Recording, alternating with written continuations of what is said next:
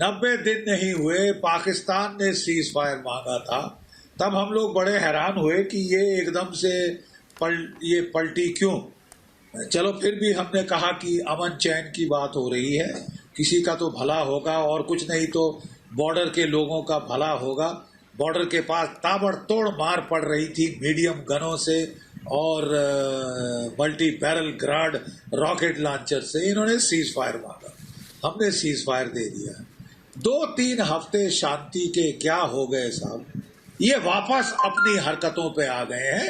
इनकी सोच है सीज फायर का मतलब हमको मार पड़नी बंद होगी और पूरी छूट मिल जाएगी आतंकवाद फिर छेड़ने के लिए जम्मू कश्मीर में। मुझे तो लगता है जीडी बख्शी साहब आप ठीक कह रहे हैं, और मुझे तो ये लगता है डॉक्टर रिजवान नजीर, मुझे तो लगता है कि आपका प्लान दरअसल डीकोड हो चुका है। ये जो ड्रोन सामने आया था कि ड्रोन के जरिए हथियार गिराए गए, ये बताता है कि आईएसआई पूरी साजिश रच रहा है भारत के खिलाफ। आप खुद ऐसे गलत दौर से गुजर रहे हैं, आर्थिक तंगी से गुजर रहे हैं, कोरोना ऊपर से है, उसके बाद भी भारत के खिलाफ लगातार साजिशें। और सबसे बड़ी बात तो ये कि आपको भारत के खिलाफ आंखें जरूर टेढ़ी करनी होती है, भारत के खिलाफ जरूर साजिशों को आगे बढ़ाना होता है। ये क्यों आखिर देखा जाता है कि बार बार इतनी कोशिशों, या तो फिर वही बात हो गई कि आप तो फितरत से बाज नहीं आएंगे।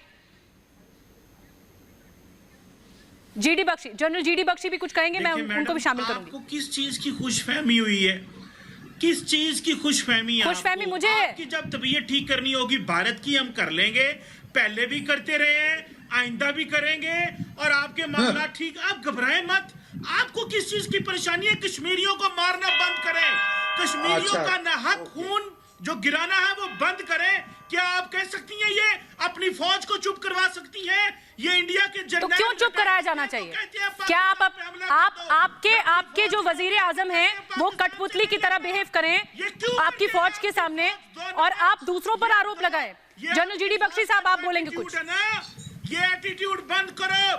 जब वर्दी में उनकी टांगे कांपती हैं, चीमा साहब एक मिनट। आते हैं तो कहते हैं ओ चीमा साहब, thank you thank you. Cheema साहब सुन लिया आपको, अब जरा हमारी भी सुन लीजिए। चीमा साहब मैं आपको बता रहा हूँ, प्लीज इनका फीडर डाउन करिए अगर आप डिबेट चाहती हैं तो। चीमा साहब आधे घंटे के बाद देखिए चीमा साहब, मैं चाहूंगी और इनको चीमा साहब आपसे अनुरोध है, मैं चाहूंगी कि थोड़ा संयमित होकर बहस करें। ठीक है, ठीक है, आपने बोल लिया ना, अब सुन लीजिए। मिसाइलों पे पैसा लगाया, जहाजों पे, आवाम पे। ओके, अरे चीमा साहब ग्रुप डिस्कशन में सिर्फ अकेले बोलने नहीं चाहते तो इनका फीडर डाउन करिए। चीमा साहब इनका ऑडियो डाउन कीजिए। बख्शी साहब आप बोलिए।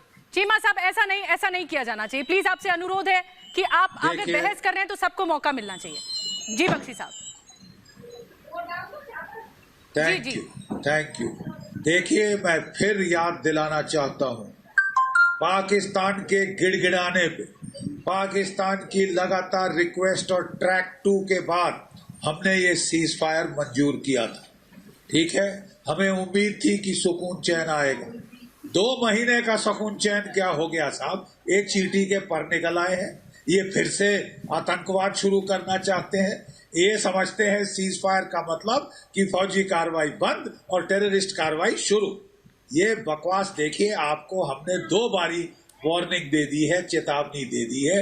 उड़ी के बाद सर्जिकल स्ट्राइक और पुलवामा के बाद air strike across the international border कि तुम्हारे 1.5-2 पौए के न्यूक्लियर बॉम्ब कोई डेटरेंस नहीं लाएंगे। अगर आप समझते हो कि आप टेररिज्म करके बच जाओगे, एक हमने भी चीज जरूर सीख ली है, ये जो दहशत गर्दी है इसके पीछे वर्दी है।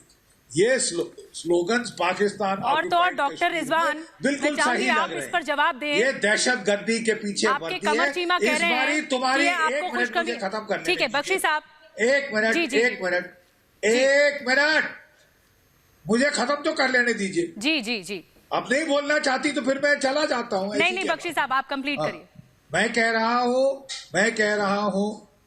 रहा हूँ कि जो लेसन भारत ने सीखा है कि आतंकवाद के बदले हमने आतंकवादी ही मारे थे, लेकिन अब वक्त आ गया है कि असली आतंकवादी जो कि पाकिस्तान की फौज है, जो कि पाकिस्तान की वर्दी है, जो दहशतगर्दी के पीछे है, उसको ठोकना पड़ेगा अच्छी तरह से, ताकि आपको नींद अच्छी तरह हराम हो, आपकी जो डूबती इकोनॉमी है पूरी तरह से डूबे और हम देखेंगे कौन बचाने आपको आएगा। इसका इलाज होगा। आप जो वहां की फौज है, आइए।